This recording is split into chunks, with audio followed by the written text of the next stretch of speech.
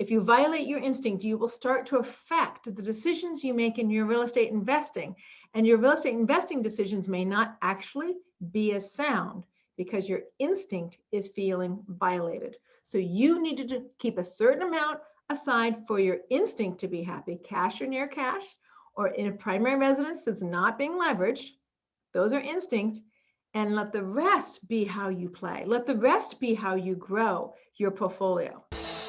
I am Christina Suter, and this is the Real Estate Breakthrough Show, where we talk about the reality of real estate, the mindset you need in order to face the reality of what it is, and tips and tricks to get you moving forward in investing. I am your host, Christina Suter. So today, I want to talk specifically about a simple method that will help you as a real estate investor sleep well. The simple method which will help you as a real estate investor to sleep well. What do I mean by that? See, here's the thing. I've been investing for over 30 years, and I had a lot of sleepless nights in and among those 30 years, just to be completely transparent about it. And I've tried to put things in place to help me sleep better, and I do sleep better most years. There are years where I'm not sleeping as well, and it's usually because I'm violating one of my own rules. So let me give you my rules or my thoughts on this, and hopefully it'll help you sleep better than I may have slept, or as well as I have slept during some good times, but there's always some bad times, right?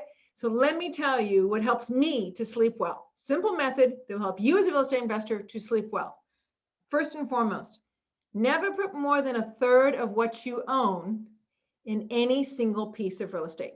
Never put more than a third of your net worth or your investable assets inside of a single piece of real estate.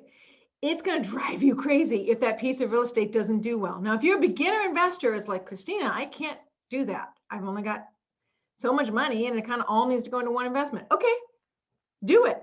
Put it all in one investment.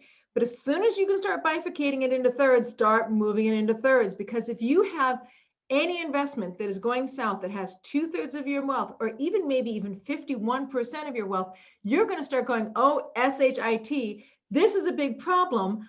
I'm now not going to sleep well because if I lose 50% of my net worth, it's going to destroy my future. And you're not going to sleep well.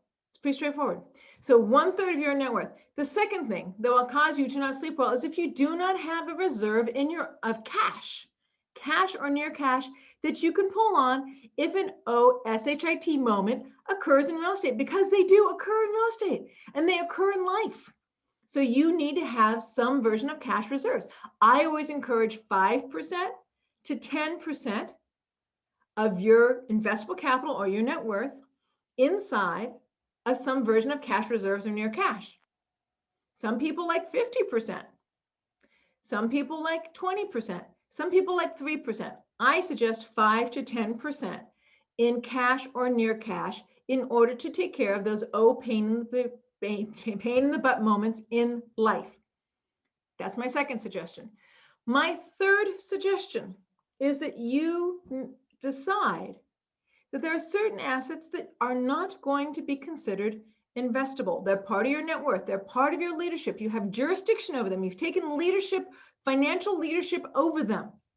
So let's be clear, you have done that.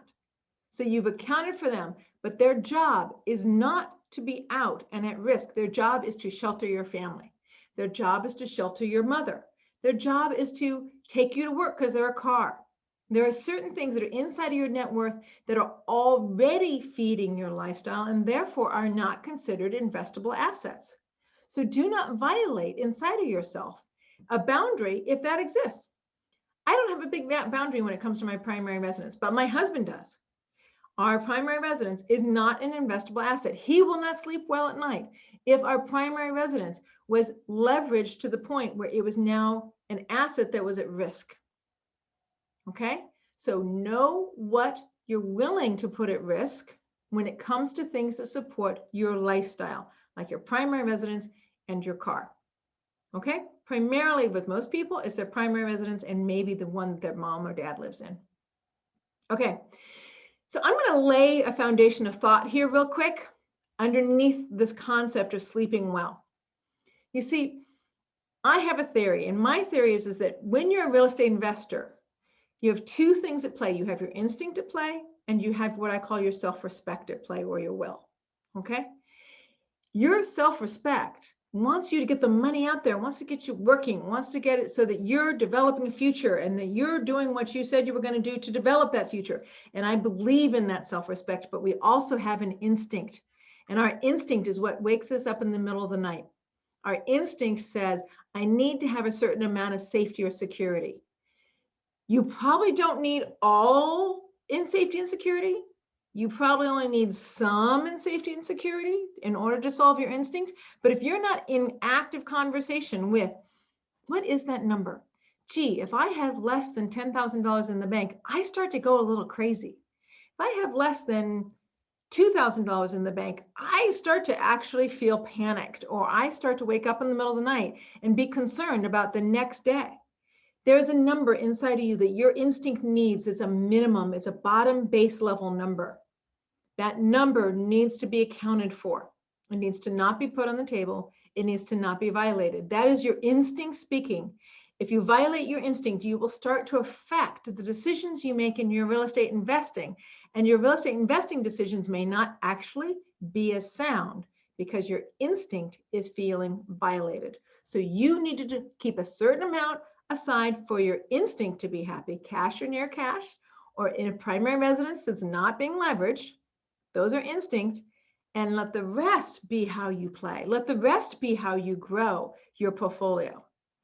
Simple methods, guys, very simple methods to help you as a real estate investor sleep well. Of course, there's more, but I think these on pure money management are the simplest and easiest to work out. 1/3, only 1/3 in any one asset or any one group of assets, depending upon how big your net worth is, 1/3. The second is having a reserve of 5 to 10% of just cash or near cash so that you don't feel like your life will get derailed by an OSHIT. And the third is having a certain amount of money that answers your instinct level of reserve. And that might mean your primary residence is not on the table. It might mean your car is not on the table. It might mean some cash is not on the table for investing because you don't really want to jeopardize the lifestyle that those assets are bringing you. Okay, guys, thank you so much. I am your host, Christina Suter. This is Real Estate Breakthrough. You can find me at christinasuter.com. You can find more free information or YouTube, iHeartRadio, Spotify, and now Roku. All right, thank you so much for listening to Christina Suter, Real Estate Breakthrough.